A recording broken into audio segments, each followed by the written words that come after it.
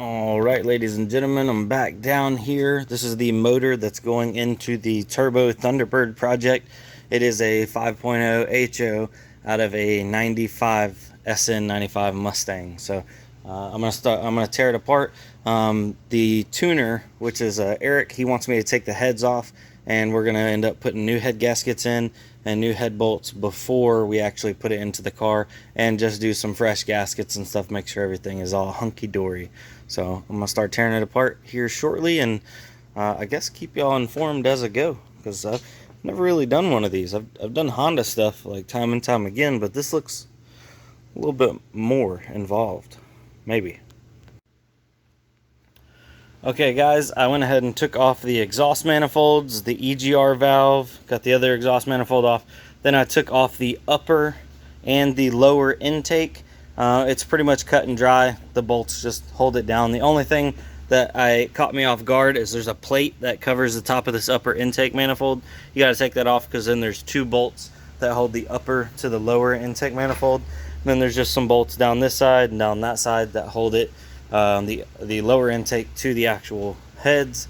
I'm going to take the valve covers off next. Boom, boom, both those left and right side. And then I'll undo the rockers and pull the push rods out, and then it'll be time to pull those heads. And we're looking a little dirty, but it doesn't look too sludgy in there, because I definitely have seen where people have pulled the lower intake off, and in here is just like nastiness filled with sludge. So we're gonna see what's like underneath those valve covers in a second, and yeah. So I also will have to pull off this the bracketry right here. I think that's for the alternator, I believe. I don't know, but I'm gonna have to pull that off because it's attached to the head.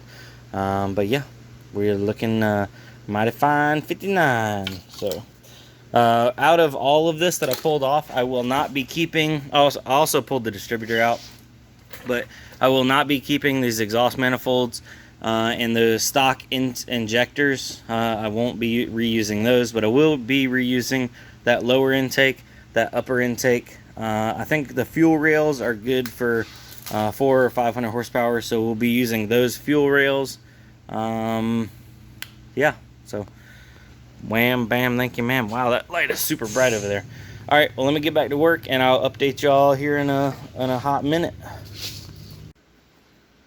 All right, so I guess this looks pretty good. In relation to some of the stuff I've seen, this looks pretty good. Yeah.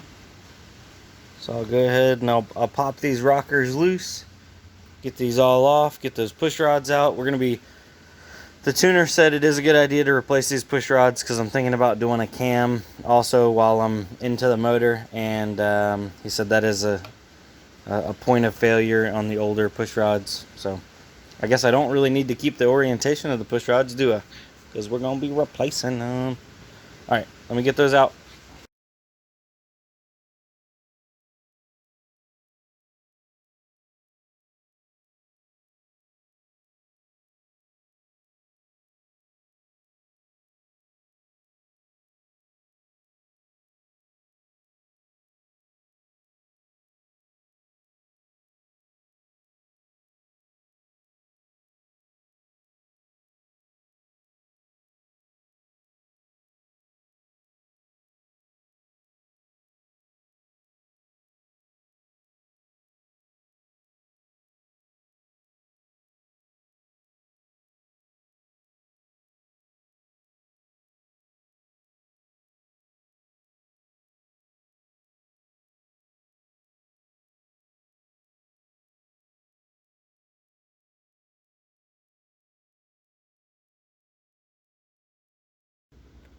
All right, ladies and gentlemen, so I have the heads off. They're still have the valve springs and spark plugs. They're not fully disassembled yet, so they're not ready to go to the machine shop. But I just got a call, and I got called into work. So I'm going to have to cut this a little shorter than I thought. I have not taken any of the front cover or anything off because I don't know if we're going to be swapping a cam yet. I'm waiting to hear back on from Eric, the tuner. He said he potentially has a cam that he can give me a good deal on. So yeah, that's if I don't want to have to break it loose if we're not going to be changing it.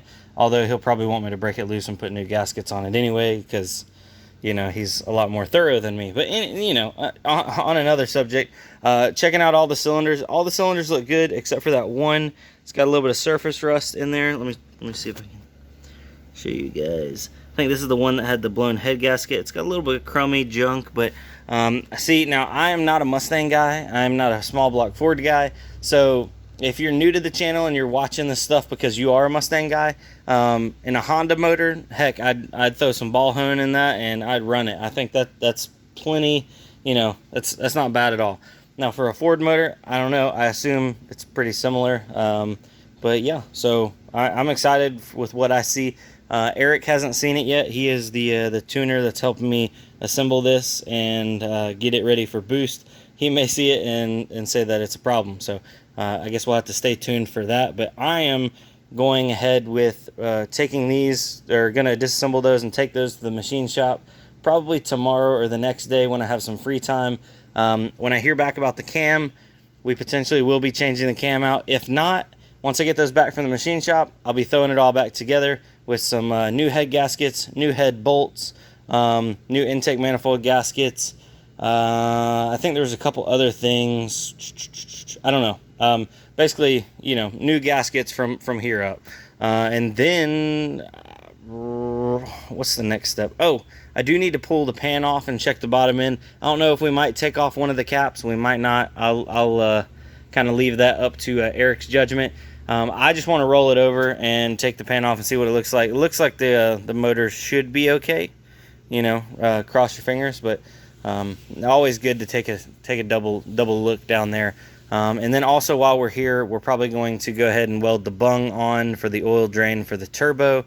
New oil pan gasket, slap that all back together, slap the heads back on, intake back on, and then get it ready to drop in the car. So yeah, guys, thanks for watching. This is Brandon on Motor Nubs, and just keeping you updated on the Mustang or the Thunderbird build. The playlist is down below in the description.